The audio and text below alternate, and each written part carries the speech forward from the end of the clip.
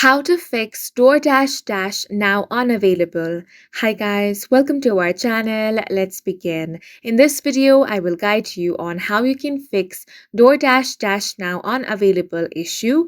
Now, if you are facing this issue, then you want to open up your settings on your device, then scroll down and find the apps option or app management option, then tap on that.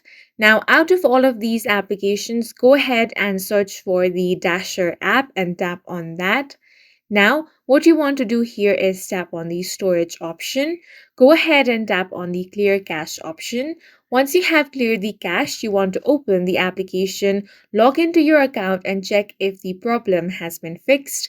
If it is still not fixed, then the next step you want to do is open up Play Store on your device.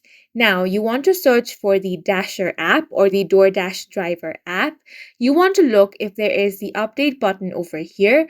If there is the update button, you want to tap on that and update the application to the latest version.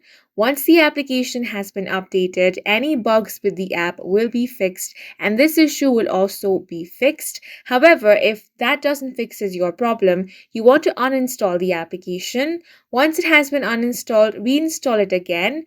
Then you want to restart your device, log into your account and check if the problem is fixed. And that's it for this video. If you found it helpful, please make sure to hit the like button and subscribe for more videos like this.